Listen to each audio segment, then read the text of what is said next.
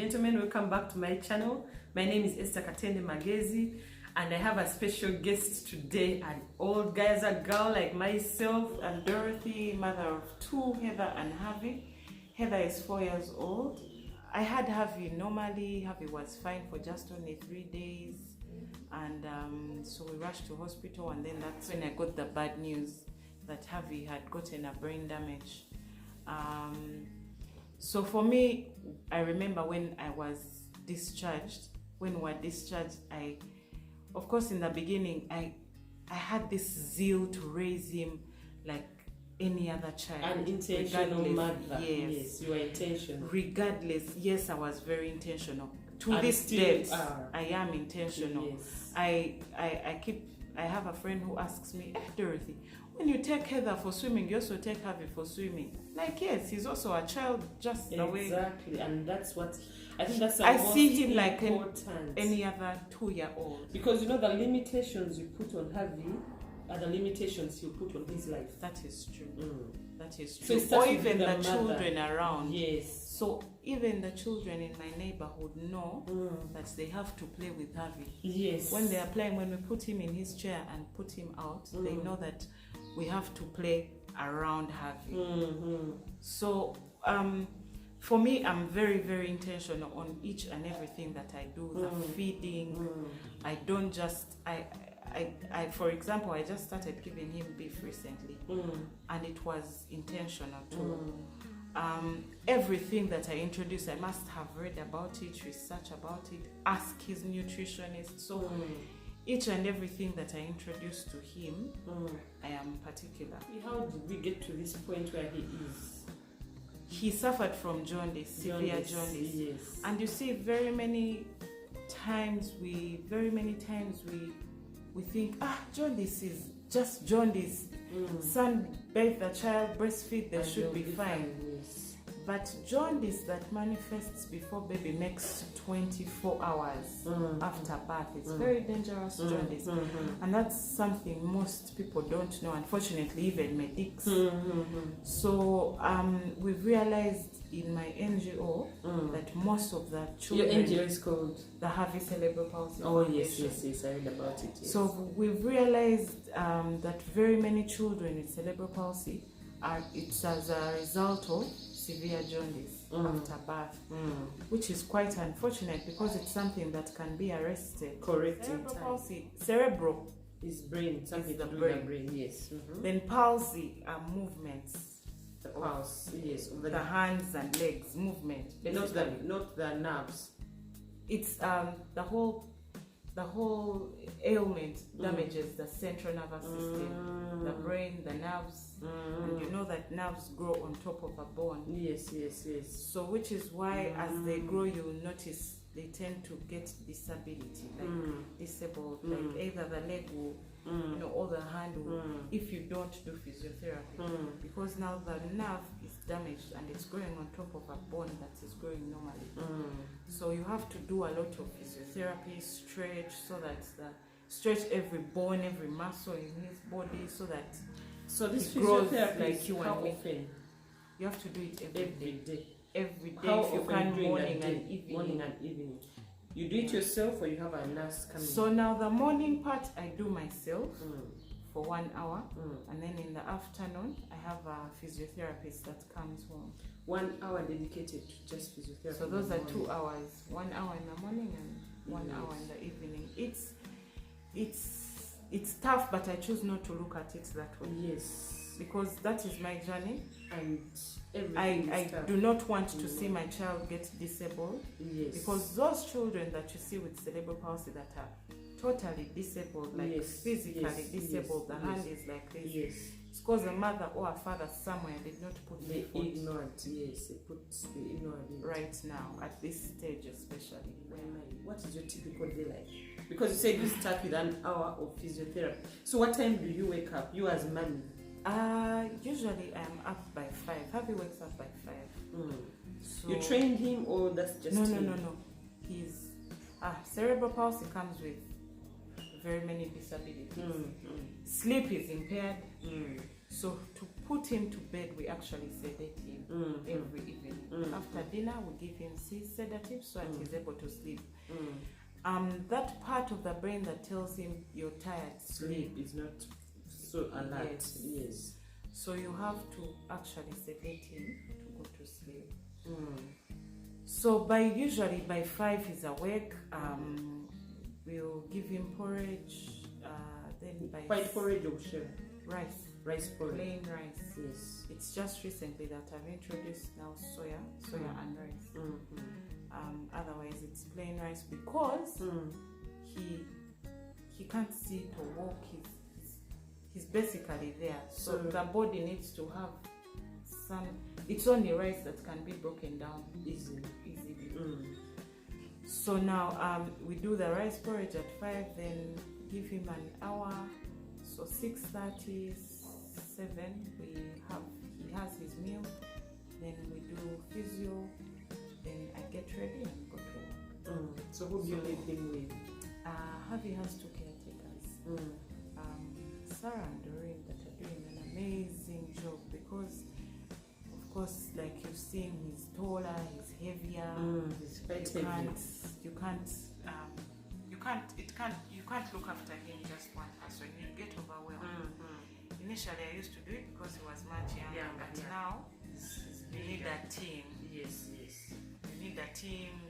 You might have noticed in his chair we have a wheelchair, but you can't keep him in the chair the whole day. So It's he loves to watch cartoons.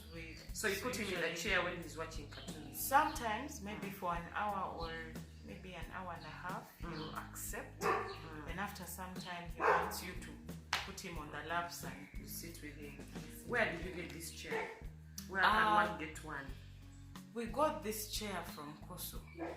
However, in Uganda. However, it's so hard to get these chairs. It's so hard to get any assistive devices. The standing frame, that CP chair, everything is so hard to get.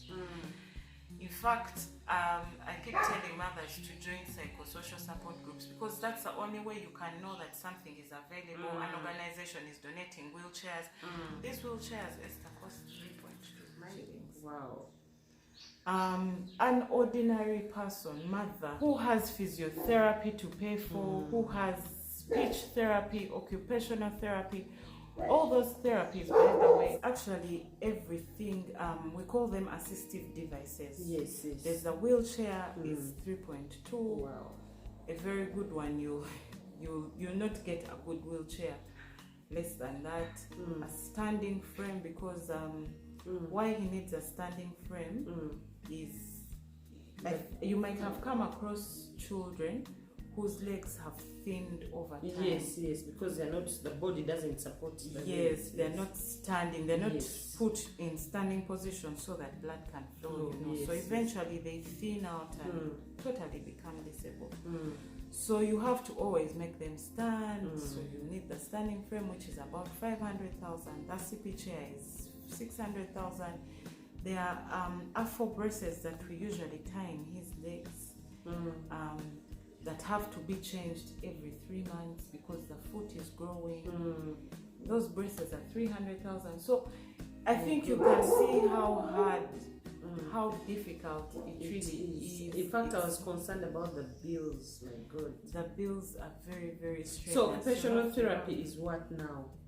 Now, occupational therapy is basically therapy where the therapist is teaching the child how to use their hands and reach out for now for Harvey, who understands, they have to teach him how to hold something and use it so that eventually with time as he grows he can assist yes.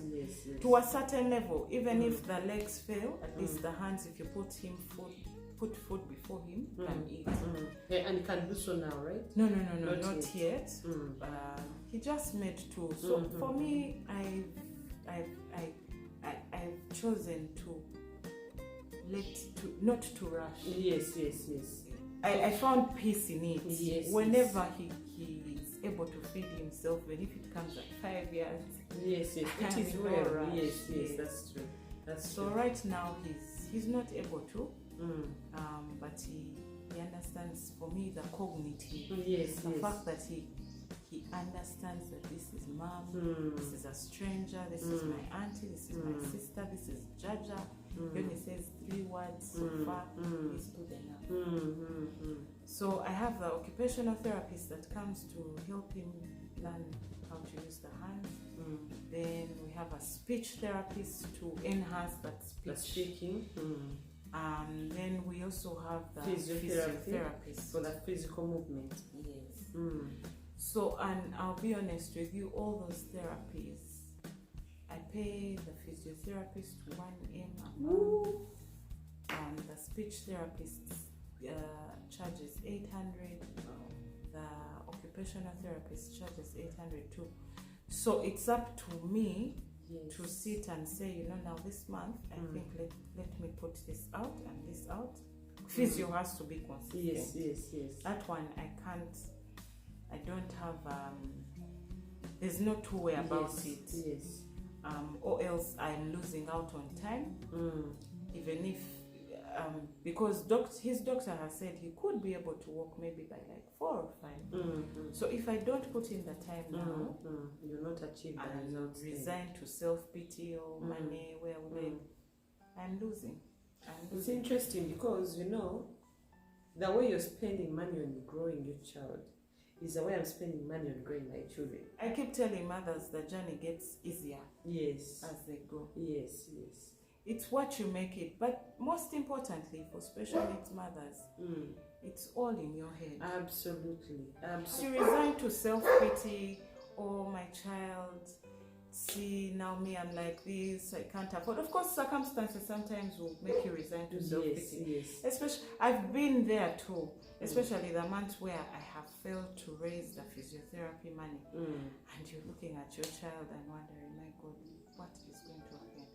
So if I have failed this month, am I going to be able to next month? And then when you're not able to next month, of course you get. Doesn't the nurse just come as often and you pay them whenever you're ready? Yes, that arrangement was initially there, but I realized it would stress me much more because then it would pile and then you have yes. Yet when I regulate their coming, then I can budget better and say now let the occupational therapist not come so that I can have the speech therapist. So I do them in tandem with one another. And seeing it work for me, even I have started to teach myself a few tips, which is very important on occupational and speech, because these are things I realized I could also teach myself so that I can help him and reduce the bills. Yes. Yeah, I'm being intentional on that. Also to learn, teach myself some of those things, learn and relearn. I pray a lot. You're a praying mother. I am such a praying mother. The power of prayer. Did you pray when you were pregnant? Did you pray so much for your firstborn? I did. Even the names. Harvey means a strong warrior, a fighter. Yes. Funny enough, I had this name even before I had him. Little did I know it would come to pass. When my son is sick, even the caretakers know. They keep asking, but how do you know that he's not feeling well? He appears the same to us. He's such a fighter. Even when he's really, really weak, I see my boy, fighting it, braving it through. So I pray a lot. Then I also joined Rotary recently because I love to meet new people. I love to talk about Harvey. I love to educate people. Therein goes your mission on this earth, your purpose on this earth. Indeed. I hope you know. True.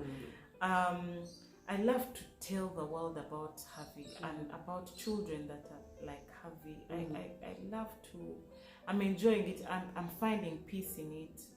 I'm writing a book about it. And what's the title of your book? Motherhood, the Cerebral Palsy Way. Okay. And I can't wait to put it out there, because ours is a different type Journey, of motherhood. yes, it's a different journey. It's motherhood, but in a special way, in a deeper way. It's brought out the best and worst in me, if I may. So yeah, I thought that the title was befitting. It is. When do you see it come out? Probably. What chapter? What is left? Actually, just a few bits. Have you had people review it and look at it? Yes. Okay, so what? A few bits meaning last concluding chapter. Last concluding chapter, and I wanted to have a physiotherapist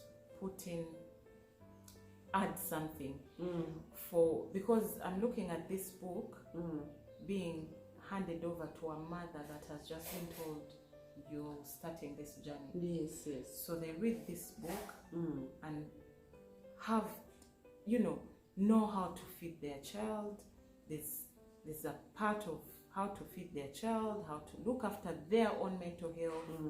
Then the few exercises that can be done even before they invite a physiotherapist, because it's something I was looking out for as soon as I had been told that I was going to walk this journey. And guess what? There's none. Not there, yes. It's not there at all. International and national. Yes. So people don't talk about it. People don't talk about special needs motherhood. In fact, very many times my special needs mothers, fellow special needs mothers, have asked me, why do you like talking about your child? Why do you expose me like It's that? not exposing, actually you're empowering. Yes. You're changing lives. You're changing those children's lives. You see, because once you have explained it to another mother will also become intentional. That is true. I've had a situation where a mother who has a son of 22 years told me, Dorothy, from you I've learned how to love my child. So in my head, of course, it took me aback. 22 years, what has she been doing? Mine is only a journey of 2 years. So 22 years, this child has lacked love for 20 years.